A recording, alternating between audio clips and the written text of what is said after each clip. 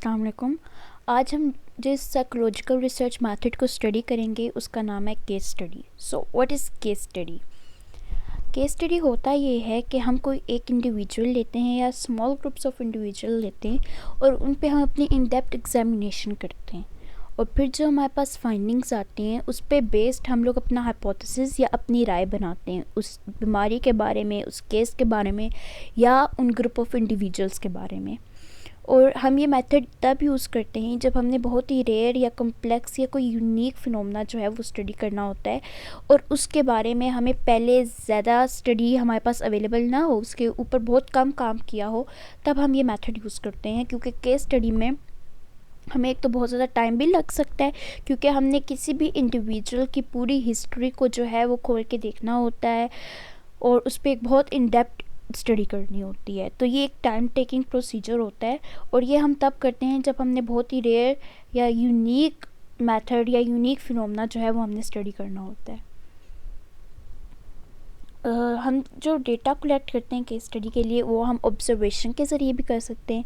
हम किसी भी इंडिविजुअल को ऑब्ज़र्व करें या हम कोई एक्सपेरिमेंट कंडक्ट करें उस इंडिविजुअल पे या ग्रुप ऑफ इंडिविजुअल्स पे, या हम उनका इंटरव्यूज़ लें या हम उनसे कोई क्वेश्चन सॉल्व करवाएं। तो ये तरीके होते हैं जिनसे हम जो है डेटा कलेक्ट कर सकते हैं अपनी केस स्टडी के लिए। मेथड हमारे पास केस स्टडी को कंडक्ट करने का ये है कि सबसे पहले हम अपना क्वेश्चन फाइंड आउट करते हैं कि हमने किस टॉपिक पे अपना केस स्टडी जो है वो करनी है। उसके बाद हम लोग केस डिसाइड करते हैं कि कौन सा केस है, कौन सा इंडिविजुअल है जिसको हमने स्टडी करना है, या मतलब हमने अपनी स्टडी कौन से सैम्पल पे करनी है। सैम्पल डिसाइड करने के बाद हम अपना डेटा कलेक्ट करते हैं और डेटा कलेक्ट करने के मैंने डिफरेंट मेथड्स बताए कि हम लोगों के पास ऑब्जर्वेशन होता है, इंटरव्यू होता है, सर्वे होता है, क्वेश्चनर होते हैं, एक्सपेरिमेंट होते हैं। हमारे पास फिर जो डेटा आ जाता है उसको हमने एनालाइज करना होता है डिफरेंट तरीक़ों से, डिफरेंट स्टैटिस्टिकल्स मेथड्स के साथ, और फिर जो हमारे पास कंक्लूजन्स आते हैं उस एनालाइजेशन का जो हमारे पास रिज़ल्ट आता है उससे हमने कंक्लूजन फाइंड आउट करके अपने फाइंडिंग्स को जो है वो रिपोर्ट कर देना होता है। नेक्स्ट हमारे पास केस स्टडीज़ के मेरिट्स और डीमेरिट्स हैं। फर्स्ट मेरिट ये है कि केस स्टडी हमें अलाउ करता है कि हम किसी भी कम्प्लेक्स और यूनिक फिनोमेना पे जो है वो एग्जामिनेशन करें, हम अपनी उसकी इन डेप्थ एग्जामिनेशन करें और ऐसे मेथड्स, ऐसे टॉपिक्स पे हम लोग केस स्टडी करते हैं जो कि इजीली रिसर्चेबल नहीं है किसी भी दूसरे मेथड से। और इसका एक और फ़ायदा जो है वो ये है कि ये हमें एक बहुत ही रिच और डिटेल्ड डेटा देता है अपना हाइपोथेसिस या अपनी थ्योरी डेवलप करने पे, क्योंकि हम लोगों ने बहुत डिटेल्ड स्टडी करनी होती है अपने जो केस है उस पे। तो हमारे पास जो भी फाइंडिंग्स आती हैं उस पर हमारे पास बहुत ज़्यादा फाइंडिंग्स आ जाती हैं और उन्हीं फाइंडिंग्स पे बेस्ड करके हमें अपना हाइपोथेसिस और अपनी थ्योरी डेवलप करनी होती है। नेक्स्ट मेरिट जो इसका है वो ये है कि हम लोग जो अभी डिफरेंट थ्योरीज़ या हाइपोथेसिस एग्जिस्ट कर रहे हैं उनको हम चैलेंज कर सकते हैं केस स्टडी के ज़रिए। For example different societies, for example हम लोग डिफरेंट रिलीजन्स ले लेते हैं, हमारे पास डिफरेंट ले लें इस्लाम ले लें, ठीक है। इस्लाम के बेस पे डिफरेंट हमारे पास जो है थ्योरीज़ बनाई गई हैं कि टेररिस्ट होते हैं, ये होते हैं, वो होते हैं। तो ये वो थ्योरीज़ या हाइपोथेसिस हैं जो डिफरेंट लोगों के माइंड में एग्जिस्ट करती हैं। इनको चैलेंज करने के लिए या रिफाइन करने के लिए हम डिफरेंट मुस्लिम्स को लेके उन पे केस स्टडी करके उनकी पूरी हिस्ट्री देख के, मेडिकल हिस्ट्री हो गई, उनके रिलेशंस कैसे चल रहे हैं, ये सब कुछ हम लोग स्टडी करते हैं और अपनी इन डेप्थ स्टडी के ज़रिए जो है हम लोग अपनी न्यू हाइपोथेसिस और थ्योरीज़ बनाएंगे और जो पिछली एग्जिस्टिंग थ्योरीज़ और हाइपोथेसिस हैं उनको चैलेंज कर सकते हैं। इसका डीमेरिट ये है कि हमें जो है वो स्मॉल सैम्पल साइज़ चाहिए होता है, जिसकी वजह से हमारी जो फाइंडिंग्स हैं वो उनमें हम लोग जो है जनरलाइजेबिलिटी नहीं ला सकते, यानी कि हमारी फाइंडिंग्स जो हैं उनको हम जनरलाइज़ नहीं कर सकते कि जो फाइंडिंग्स हमारी आई हैं वो हर एक पे अप्लाई हो सकती हैं, वो फिर हमारे छोटे ग्रुप पे ही अप्लाई हो सकती हैं। दूसरा डिमेरिट ये है कि case studies rely heavily on subjective interpretation. इसका मतलब ये हुआ कि कैसे मैं किसी भी ग्रुप ऑफ इंडिविजुअल्स या किसी एक इंडिविजुअल को जो है वो स्टडी कर रही हूँ, मेरी अपनी उसके बारे में क्या राय है, मेरी अपने उसके साथ जो एम्पैथी, उसके साथ जो फीलिंग्स हैं वो बीच में आ सकती हैं। तो ये सब्जेक्टिव इंटरप्रिटेशन जो है ये हमारे फाइंडिंग्स को इन्फ्लुएंस कर सकती है, उसको बेयस कर सकती है, जिसकी वजह से हमारी जो फाइंडिंग्स हैं वो जो है वो प्योर नहीं रहती। Now studies types of case studies. तो पहले हमारे पास जो टाइप है वो इंट्रिंसिक केस स्टडी है। इंट्रिंसिक केस स्टडी में हम करते क्या हैं कि हम एक पार्टिकुलर केस लेते हैं और उस पर हम लोग डिटेल स्टडी करते हैं और हमारा सारा फोकस होता है उस पार्टिकुलर केस को अंडरस्टैंड करने में। और इससे हम लोग करते क्या हैं कि हम लोग जो है वो उसी एक केस के बारे में अपनी फाइंडिंग्स फाइंड आउट करते हैं। हमारी जो भी फाइंडिंग्स होंगी वो हम सिर्फ उस केस पे अप्लाई कर सकते हैं, वो हम किसी और केस पे अप्लाई नहीं कर सकेंगे। और ये वाला मेथड हम यूज़ करते हैं जब हमारे पास कोई रेयर या यूनिक फिनोमेना हो जो हम किसी और मेथड से स्टडी ना कर सकें। फॉर एग्ज़ाम्पल, एक साइकोलॉजिस्ट है और उसने जो है एक रेयर न्यूरोलॉजिकल डिसऑर्डर को जो है उसके बारे में एक डीपर अंडरस्टैंडिंग करनी है। तो वो क्या करेगा कि वो जो है इंट्रिंसिक केस स्टडी कंडक्ट करेगा और वो जानेगा कि कैसे उस न्यूरोलॉजिकल डिसऑर्डर ने जो है उस पेशेंट की लाइफ को अफेक्ट किया है। नेक्स्ट जो हमारे पास है वो है instrumental case study. Instrumental case study में होता ये है कि हम लोग जब अपनी केस स्टडी कंडक्ट करते हैं तो हमारी कोशिश ये होती है कि हम लोग जो है इंसाइट गेन करें किसी ब्रॉडर फिनोमेना या किसी थ्योरी पे।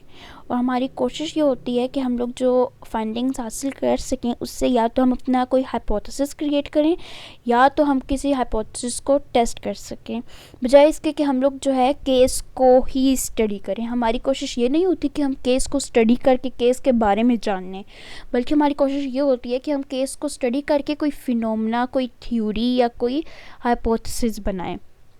और ये हम इंस्ट्रूमेंटल केस स्टडी हम तब यूज़ करते हैं जब हमारी कोशिश ये होती है कि हम किसी सोशल या कल्चरल फिनोमेना को स्टडी करें जो किसी और मेथड से स्टडी ना हो सके। फॉर एग्ज़ाम्पल, कोई भी साइकोलॉजिस्ट इंस्ट्रूमेंटल केस स्टडी तब यूज़ करेगा जब उसने किसी कम्युनिटी के बारे में जानना हो कि उन पे कोई नेचुरल डिज़ास्टर स्ट्रक हुआ है, यानी कि अर्थक्वेक आ गया या सैलाब आ गया। उन्होंने अब ये जानना हो कि कैसे उन्होंने जो है वो रिकवर किया है उस ट्रॉमेटिक इवेंट से। नेक्स्ट जो हमारे पास है वो है collective case study. Collective case study में हम लोग ये करते हैं कि हम मल्टीपल केसेस लेते हैं और हम उन पर स्टडी करते हैं। हमारी कोशिश ये होती है कि हम लोग कोई थ्योरी टेस्ट कर सकें, हम कोई ब्रॉडर फिनोमेना के बारे में अपनी इंसाइट हासिल कर सकें। इससे होगा ये कि हम लोग आइडेंटिफाई करेंगे डिफरेंट पैटर्न्स या कम्युनलिटीज़ को जो कि डिफरेंट केसेस में लाया करती होंगी। हम लोग उनकी कोशिश ये नहीं होगी कि हम लोग जो है कोई एक केस लें और उसके बारे में जानें, बल्कि हमारी कोशिश ये होगी कि हम डिफरेंट जो है वो फिनोमेनास या थ्योरी को टेस्ट कर सकें। हम लोग कलेक्टिव केस स्टडी तब कंडक्ट करते हैं जब हमारी कोशिश ये होती है कि हम कोई सोशल या कल्चरल फैक्टर को स्टडी कर सकें जो कि डिफरेंट फैक्टर्स को, मल्टीपल फैक्टर्स को शेप कर रहा हो।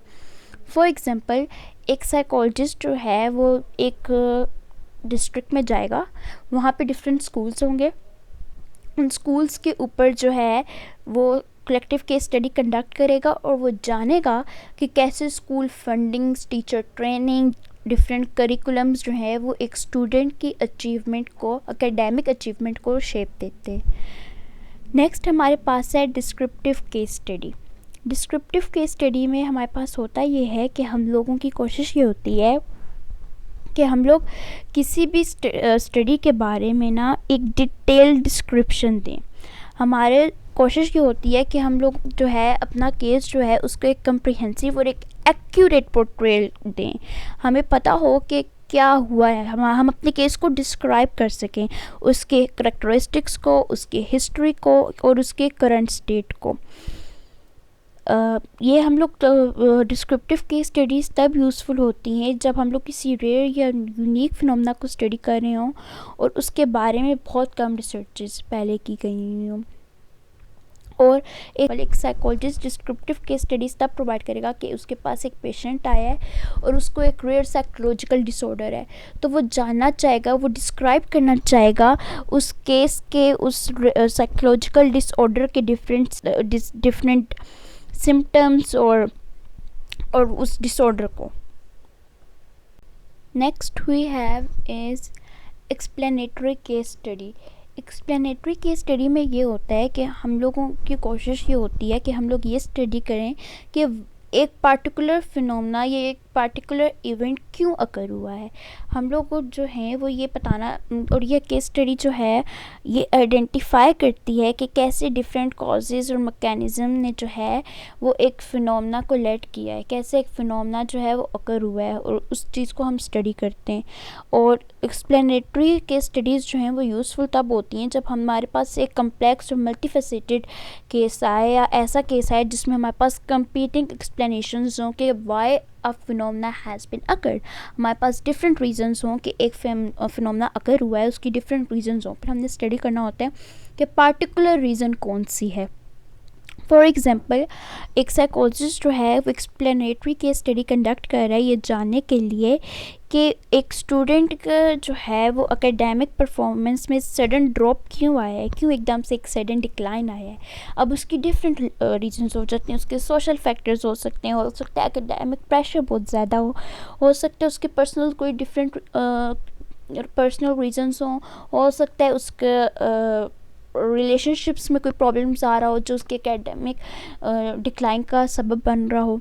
तो डिफरेंट रीजंस आ रही हैं, उनमें से फिर हमने एक्सप्लेनेटरी केस स्टडी जो है वो कंडक्ट करके जानेंगे कि पार्टिकुलर कौन सी रीज़न है जो कि उसके एकेडमिक डिक्लाइन की वजह बन रही है। नेक्स्ट हमारे पास जो केस स्टडी का टाइप है वो है exploratory case studies. Exploratory case study में ये होता है कि हमारा कोशिश ये होती है कि हम लोग जो टॉपिक डिस्कस कर रहे हैं या स्टडी कर रहे हैं डेप्थ में, उसका फिनोमेना जो है उसको हम एक्सप्लोर कर सकें। और इसमें ये होता है कि हम लोगों एक्सप्लोरेटरी केस स्टडी जब हम लोग कंडक्ट कर रहे होते हैं तो इसमें हम लोग जो है कोई भी हाइपोथेसिस या आइडिया जो है वो बना सकते हैं, और फ्यूचर रिसर्च के लिए वो टेस्टेबल, वो आइडिया या वो हाइपोथेसिस जो है वो टेस्टेबल होती है। अब हम लोग ये स्टडी इसलिए करते हैं कि ये यूज़फुल तब होती हैं जब हम लोग जो है when the phenomena being study is not well understood, यानी कि जो हम लोग फिनोमेना स्टडी कर रहे हों वो हमें इतना सही से समझ ना आया हुआ हो, और उसके बारे में जो है वो रिसर्च भी काफ़ी कम हुई भी हो। तो फिर हम लोग कोई भी आइडिया उसके बारे में बना लेते हैं या हाइपोथेसिस बना लेते हैं जो कि फ्यूचर रिसर्च के लिए टेस्टेबल हो, और फिर जो भी उस पर टेस्ट करेगा वो फिर बता सकेगा कि हमारी हाइपोथेसिस जो है वो करेक्ट थी या हमारा आइडिया जो था वो ठीक था या नहीं। अब इसकी एग्जांपल ये है कि एक साइकोलॉजिस्ट जो है वो एक्सप्लोरेटरी केस स्टडी कंडक्ट करवाएगा एक कम्युनिटी पे कि वो आइडेंटिफाई कर सके डिफरेंट फैक्टर्स को जो कि कंट्रीब्यूट कर रहे हैं सोशल कोहेजन में, कि कैसे एक सोसाइटी, एक कम्युनिटी जो है वो मिलजुल के रह रही है, कौन से फैक्टर्स जो हैं वो लीड कर रहे हैं एक सोशल कोहेजन में। फॉर एग्जांपल वो रिलीजन हो सकता है उस कम्युनिटी में जितने भी लोग हैं उन सबका सेम रिलीजन हो, जिसकी वजह से वो जो है सोशल कोहेजन हो रही है उनके बीच में, वो लोग जो है हम आहंगी के साथ रह रहे हों। हो सकता है उन सब की लैंग्वेज सेम हो सकता है उनका लिविंग पैटर्न सेम हो, सब मिडिल क्लास फैमिली से बिलोंग करते हो या हाई क्लास फैमिली से बिलोंग करते हों। डिफरेंट रीजंस होंगी जिसकी वजह से उनके पास सोशल कोहेजन होगी। नेक्स्ट हमारे पास है केस स्टडीज़ रिसर्च डिज़ाइंस। सबसे पहला जो हमारे पास केस डिज़ाइन है वो सिंगल केस डिज़ाइन है। सिंगल केस डिज़ाइन में हम करते ये हैं कि हम लोग सिंगल केस लेते हैं जिसकी हम इन डेप्थ स्टडी करते हैं, और हमारे जो है होता है कि हम कोई भी एक इंडिविजुअल हो या एक ऑर्गेनाइजेशन हो या एक कम्युनिटी हो जिस पे हम लोग अपना जो है वो डिज़ाइन कर रहे हो, रिसर्च डिज़ाइन हो हमारा या केस स्टडी हम लोग कर रहे हो। इसमें कोई कंपैरेटिव स्टडी नहीं आ जाती, हम लोग उसी इंडिविजुअल या एक ही ऑर्गेनाइजेशन या एक ही कम्युनिटी को कर रहे होते हैं, और ऐसा नहीं होता कि हम एक ऑर्गेनाइजेशन को दूसरी ऑर्गेनाइजेशन से कंपेयर करें या एक कम्युनिटी को दूसरी कम्युनिटी से कंपेयर करें। नेक्स्ट हमारे पास है मल्टीपल केस डिज़ाइन। इसमें ये होता है कि हम लोगों के बेटर अंडरस्टैंडिंग के लिए किसी भी पर्टिकुलर फिनोमेना के लिए हम लोग ज़्यादा सारे जो हैं वो केसेस ले लेते हैं। फॉर एग्जांपल हमारे पास 2 या 3 इंडिविजुअल्स हों, 2 या 3 ऑर्गेनाइजेशंस हों या कम्युनिटीज़ हों जिनके ऊपर हम लोग अपना केस स्टडी जो है कंडक्ट कर रहे हैं। देन हमारे पास लास्ट जो रिसर्च डिज़ाइन है वो है लॉन्गिट्यूडिनल डिज़ाइन। लॉन्गिट्यूडिनल डिज़ाइन में ये होता है कि जो हम अपना केस स्टडी कंडक्ट कर रहे होते हैं वो हम एक एक्सटेंडेड पीरियड ऑफ टाइम के लिए कर रहे होते हैं। हो सकता है कि हमारा जो केस स्टडी है वो ईयर्स पे मुश्तमिल हो, हम सालों से वो केस स्टडी जो है वो कंडक्ट कर रही हूँ, ताकि हम किसी भी फिनोमेना के बारे में जो है वो बेटर अंडरस्टैंडिंग हासिल कर सकें कि कैसे द टाइम वो फिनोमेना चेंज हो रहा है, या लोगों का माइंड कैसे चेंज हो रहा है, लोग कैसे उनका रहना चेंज हो रहा है। सो ये चीज़ जो है वो एक लॉन्गिट्यूडनल डिज़ाइन होता है जब हम लोग बहुत सालों से एक ही टॉपिक को स्टडी कर रहे हों। That's all for today. Thank you. Please subscribe, share, like and comment in this video.